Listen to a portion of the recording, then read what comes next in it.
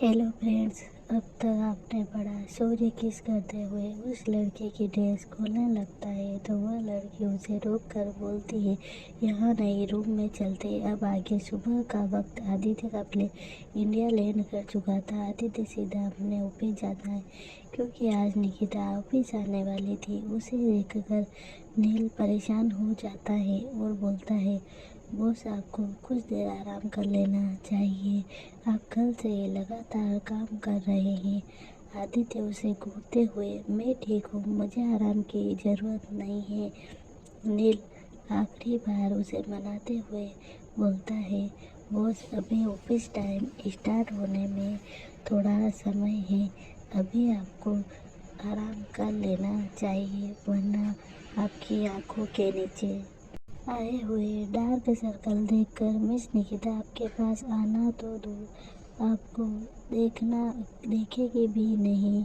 उसकी बात सुनकर आदित्य उसे खा जाने वाली नज़रों से घूरने लगता है और बोलता है, आजकल बहु तुम्हारी ज़ुबान कुछ ज़्यादा ही नहीं चल रही है। नील, बॉस, मैं तो सच बोल रहा हूँ। Aditya, get out. उसकी बात सुनकर नील अपना मुंह बना लेता है और मन ही मन आदित्य को गालियाँ देकर केबिन से बाहर निकल जाता है। उसके जाने के बाद आदित्य अपने फ़ोन का फ्रंट कैमरा ऑन करके अपना चेहरा देखने लगता है और मन में सोचता है, क्या सच में मैं अच्छा नहीं दिख रहा? मुझे लगता है कि मुझे पहले कुछ देर आराम कर लेना चाहिए। और केबिन में बने अपने पर्सनल रूम में की तरफ चला जाता है। वही केबिन में गेट से झांक रहा नील उसे देखकर मुस्कुराने लगता है। अंदर ही अंदर उसे बहुत ज़्यादा हंसी आ रही थी, लेकिन वह खुद को कंट्रोल कर लेता है। शर्मा मेंशन रात को देर से सोने की वजह से सिर्फ निकिता को छोड़कर सब लोग अभी तक सो रहे थे। पिछले रात निकिता को उसके अतीत की यादों ने उतना परेशान कर दिया है कि वह रात भर एक पल के लिए भी सो नहीं पाई।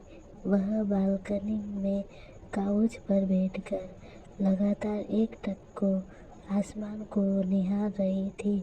उसके हाथ में उसकी और आदित्य की कुछ पुरानी तस्वीरें थी। वह उठकर रूम में आती है तो उसकी नज़र सामने लगी दीवार पर जाती है जिस पर 8 बज रहे थे।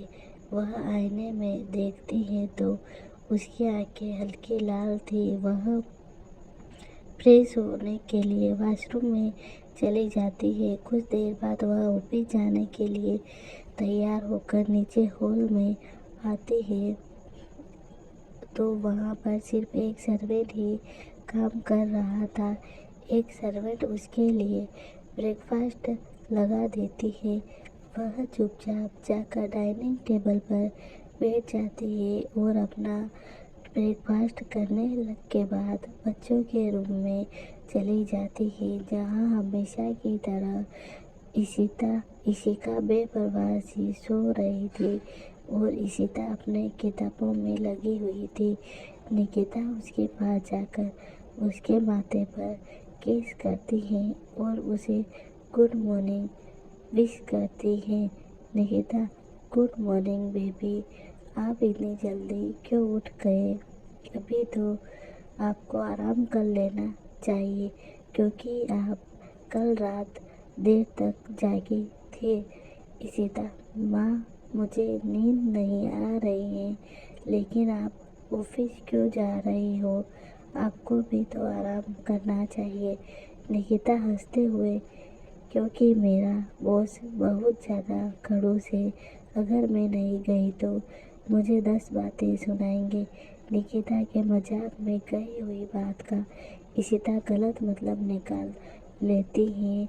उसे लगता है कि शायद आदित्य ऑफिस में उसकी मॉम को परेशान करता है, जिसे सोचकर वह गुस्से से अपने मुट्ठी बना लेती है, लेकिन मुस्कुराते हुए बोलती है, तो आप सबको बता दीजिए कि आप अपनी कंपनी की बॉस है। फिर कोई भी आपसे ऊंची आवाज़ में बात नहीं करेगा। उसकी बात सुनकर निकिता बोलती है, सही समय आने पर वह सबको पता चल जाएगा, लेकिन तब तक मैं ऐसे ही काम करना चाहती हूँ। निकिता, अच्छा ठीक है, अब मैं ऑफिस जा रही हूँ, तुम भी आराम करो। निकिता वहाँ से चली जाती है और ईशिता गुस्से से मन में बोलती है, यह मिस्टर मेहरा अभी भी मेरी मम्मा को परेशान करते हैं। मेरा मन तो करता है कि मैं इनकी हड्डियाँ तोड़ दूँ। कुछ देर बाद मेहरा इंडस्ट्रीज। निकिता जब अपने केबिन में पहुंचती है तो उसे वहां पर विपिन और आशी मिल जाते हैं। आशी रात को ही अपने घर वापस चली गई थी। उसे देखकर वह दोनों उसे ग्रीट करते हैं। वह भी उन दोनों को गुड मॉर्निंग बोलते हैं। विपिन आशी को कुछ इशारा करता है, लेकिन आशी उसे पूरी तरह इग्नोर कर देती है। विपिन निकिता से कुछ पूछना चाहता था जो निकिता समझ जाती है। निकिता, विपिन, क्या तुम मुझसे कुछ पूछना चाहते हो? विपिन, हाँ, मुझे कुछ पूछना है। क्या सच में आप वर्ल्ड फेमस डिजाइनर को जानती हैं? क्या सच में वह आपके दोस्त हैं? उसकी बात सुनकर निकिता आशी को देखने लगती है तो आशी बोलती है, मैम, इसमें मेरी गलती नहीं है। मैंने तो कल वेडिंग की फ़ोटोज़ ऑनलाइन पोस्ट करी थी और यह देखकर समझ गया कि वह सारी ड्रेस एजे की डिज़ाइन किए हुए है। वह तब से मेरे पीछे पड़ा है और गलती से मेरे मुंह से यह निकल गया कि। उसकी बात सुनकर निकिता विपिन की तरफ देखती है जो अपनी चमकती आंखों से उसे देख रहा था। वह बोलती है, हाँ, मैं उन्हें जानती हूँ। यह सुनकर विपिन खुश होकर बोलता है, मैम प्लीज़ मुझे एक बार उनसे मिला सकती है? मैं उनका बहुत बड़ा फैन हूँ। निकिता, मैं उनसे पूछ कर बताती हूँ। यह सुनकर वो दोनों खुश हो जाते हैं।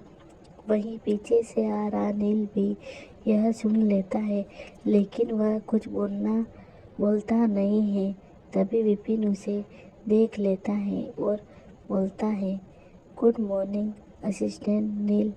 नील भी सबको गुड मॉर्निंग बोलता है और उसकी नज़र आशी पर थम जाती है। आशी ने वाइट कलर का अनारकली सूट पहना हुआ था, जिसमें वह किसी के खिले हुए सफ़ेद गुलाब की तरह खूबसूरत लग रही थी।